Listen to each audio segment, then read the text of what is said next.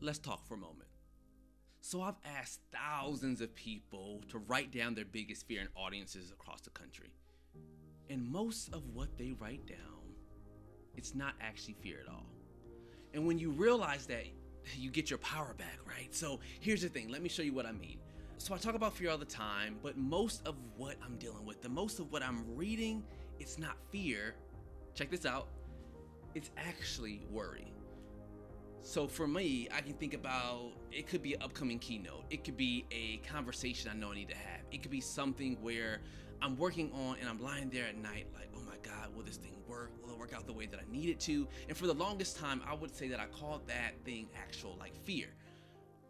Which meant in a way that when you call that thing fear, if this is that instinctual feeling, sometimes it can make you feel powerless. So I felt powerless. But then I started asking a question. Is this happening right now? Or am I worried about something that hasn't happened yet? And that one shift changed everything for me. And here's why. Because if it hasn't happened yet, why are you catastrophizing it or thinking about the worst case scenario like it already did? So I still have time to, for example, prepare or to take action. And what that did was it gave me that power back and it put me back in the driver's seat. And that's a massive difference between when you think about fear and worry. So let's talk about it for a moment. Imagine that you're at home alone, you're asleep, you hear footsteps in your hallway. Your heart starts pounding, your body gets tense. See that right there, that feeling that you felt, that feeling on the back of your neck, that is fear, and that is happening like right now. You feel like you're in immediate danger, you have to act. Now let's think about another scenario. Let's imagine you're lying in bed at 2 a.m., big presentation tomorrow, important people in the room, you can't sleep. You're thinking about all the ways that it could go wrong. That's your brain projecting into the future, projecting what that future thing could happen, things that don't exist yet. And that's what we call worry. So fear versus worry. Fear is that present, immediate feeling, often danger. Worry is that future focused thing. And when you are, in whatever way that is, experiencing actual fear, you are in survival mode. Like you're trying to protect yourself in whatever way that is, and you just react. So when you feel fear, you react. There's really not much thinking that comes into it. But when you're experiencing that worry, you still have power. You still have time to prepare, plan, take action. And when you label worry as fear, what we often do is we trick our brain into thinking that we're powerless or that we can't take action. It gets us to stop.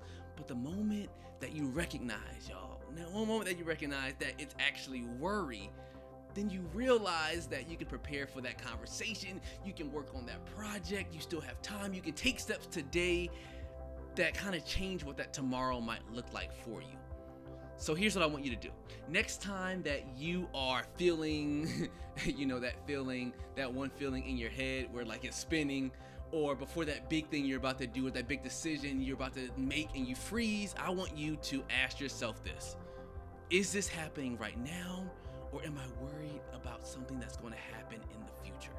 If it's now, that's fear. And you usually don't have to answer that question if it's true fear because you take some sort of action like right away. But if it hasn't happened yet, which the majority of the time it is, guess what? You have more time to figure it out. You have more time to prepare. And I want you to focus on controlling what you can control. I can do 5 videos on that. Now, as I end, I want to say this. If you're looking to join a community of people who are looking to fear a little less, please subscribe or drop a comment in the comments with one thing that's been causing you fear and you realize, hey, that's actually worry. And most of what you call fear, remember, is actually that worry. And that's the good news at the end of the day. It means that it hasn't happened yet. And as always, remember, y'all, I'll meet you at the top because the bottom is getting way too crowded. Peace.